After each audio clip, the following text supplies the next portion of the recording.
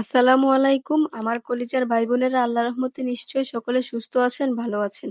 আজ আপনাদের জন্য এত সুন্দর একটি রেসিপি নিয়ে এসেছি, যা মনে করেন খাওয়ার তো দূরের কথা, আপনার দেখেই মন এবং কলিজা জুড়িয়ে যাবে। দেখতে পাচ্ছেন কতটা সুন্দর হয়েছে। চলুন আজারা বকবক না করে মূল রেসিপিতে চলে যায়। তার জন্য এখানে আমি 1 গ্লাস দুধ নিয়েছি। এখন দুধটাকে একটি পাত্রে নিয়ে তার মধ্যে দিয়ে দিলাম 1 চামচ agar agar powder. Agar agar পাউডারটা ভালোভাবে দুধের সাথে নেড়েচেড়ে মিশিয়ে তারপর আমি চুলার আঁচটা ধরিয়ে দিয়েছি। আপনারা অবশ্যই চেষ্টা করবেন আগে আগার আগার পাউডারটা মিশিয়ে নেওয়ার জন্য, তাহলে কিন্তু কোথাও দলা পেকে যাবে না। এখন দিয়ে দিলাম পরিমাণ মতো চিনি। আমি 3 চামচ চিনি দিয়েছি, আপনারা আপনাদের পরিমাণ মতো দিবেন। চিনিটা দিয়ে ভালোভাবে নেড়েচেড়ে মিশিয়ে নেব। 2 থেকে 3টা বলক আসলেই দুধটা আমি চুলা থেকে নামিয়ে নিব। যেহেতু আমি দুধে আগার আগার পাউডার দিয়েছি, সো সেই ক্ষেত্রে দুধটা খুব বেশি জাল করতে হবে না। 2 থেকে 3টা বলক আসলেই হয়ে যাবে। দুধটা যখন 2 থেকে 3টা বলক এসেছে, এ পর্যায়ে আমি চুলা থেকে নামিয়ে নিয়েছি। এখন একটি বাটির মধ্যে ঢেলে নিব। বাটির মধ্যে ঢেলে ঠান্ডা হওয়া পর্যন্ত অপেক্ষা করব। এখন এক সাইডে রেখে দুধের পুডিংটা আমি এখন 2 লেয়ারের পুডিং যেহেতু বানাবো, সো আমের পুডিংটা তৈরি করে নিচ্ছি। এখানে আমি নিয়েছি 2টা আম, আপনারা আপনাদের পরিমাণ মতো নিতে পারেন। এই পুডিংটা যদি আপনি আপনার বাড়িতে আসা কোনো মেহমানের জন্য বা আপনার বাসার মানুষের জন্য বানান, তাহলে সে আপনার এই পুডিংটা খেয়ে আপনার প্রশংসা করতে বাধ্য, সেটা আমি গ্যারান্টি দিয়ে বলতে পারি। এখানে আমি আমের পুডিং বানানোর জন্য আমি 2টা আম নিয়েছি। এখন আমটাকে কেটে নিয়েছি। কেটে একটি চামচের সাহায্যে আমের খোসাটা ছাড়িয়ে নিচ্ছি। আপনারা চাইলে এটা হাতেও ম্যাশ করে নিতে পারেন বা ব্লেন্ডারেও ব্লেন্ড করতে পারেন। আমার ব্লেন্ডার করতে মন চাচ্ছিল না, তাই আমি হাতেই ম্যাশ করে নিয়েছি। এটা আপনাদের ইচ্ছা। এখন আমি হাত দিয়ে ভালোভাবে কচলিয়ে আমটাকে জুস বানিয়ে নিব। এই যে আমার আমটা জুস বানানো হয়ে গেছে। এখন একটি ছাঁকনির সাহায্যে একটি পাত্রে ছেঁকে নিব। অবশ্যই ছেঁকে নিবেন, তা না হলে কিন্তু এই যে কিছু শক্ত শক্ত আবরণ থেকে যাবে, এগুলো পুডিং এর মধ্যে দলা পেকে থাকবে, তাহলে পুডিংটা খেতে ভালো লাগবে না। এই যে আমি সুন্দর করে ভালোভাবে ছেঁকে নিচ্ছি।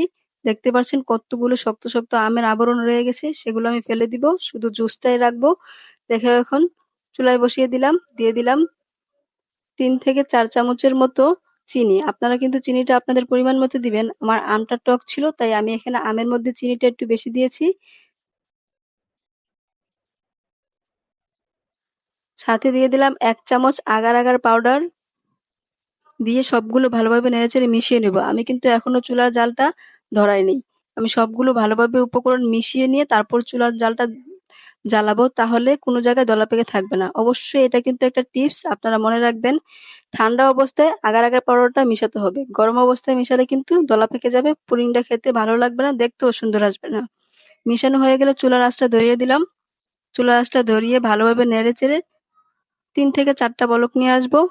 যখন আমের পুডিংটা হালকা ঘন হতে শুরু হয়ে যাবে, 2 থেকে 3টা বলক আসলে জুসটা ঘন হতে শুরু করবে। এ পর্যায়ে চুলা থেকে নামিয়ে নিব। এই যে দেখুন আমার দুধের পুডিংটা কিন্তু খুব সুন্দরভাবে জমে গেছে, বাটিতে সুন্দরভাবে সেট হয়েছে। এখন সেই দুধের পুডিং এর উপরে আমের পুডিংটা আমি ঢেলে দিচ্ছি।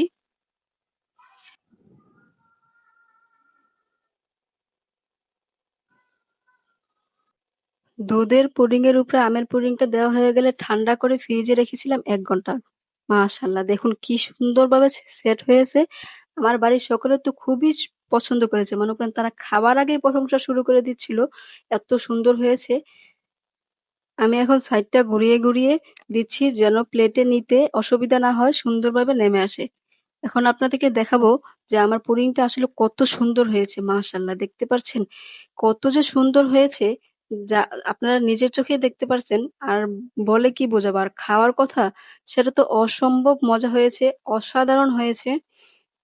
মনে করেন মুখে দেওয়ার সাথে সাথেই গলে যাচ্ছে, এত মজা লেগেছিল। মনে করেন ইচ্ছে করছিল আমি কাউকে না দিয়ে আমি একাই খেয়ে ফেলি। এখন আমি ছোট ছোট কিউব করে কেটে আপনাদেরকে পরিবেশন করে দেখিয়ে দিচ্ছি। আমার পুডিংটা আসলে এত সুন্দর হয়েছে যে আমি নিজেই দেখে আমার কলিজা ঠান্ডা হয়ে গেছে। এত ভালো লেগেছে, মনে করেন যা বলে বোঝানোর মতো না। আপনারা একবার হলেও এই রেসিপিটা বাসায় ট্রাই করবেন। আমার আজকের রেসিপিটি আপনাদের কাছে কেমন লেগেছে অবশ্যই কমেন্ট করে জানাতে ভুলবেন না। আর যদি আমার ভিডিওটি একটু হলেও আপনাদের মনে জায়গা করে নিতে পারে তাহলে লাইক, কমেন্ট, শেয়ার করে অবশ্যই পাশে থাকবেন। যেহেতু আমার বাড়ির সকলে অনেক পছন্দ করেছে, আশা করছি আপনারা আমার ভিডিওটা A to Z সম্পূর্ণটা দেখলে আপনাদের কাছেও খুব ভালো লাগবে। কথা হবে নতুন কোনো ভিডিওতে। এই পর্যন্ত সকলে সুস্থ থাকবেন, ভালো থাকবেন। আল্লাহ হাফেজ, টাটা।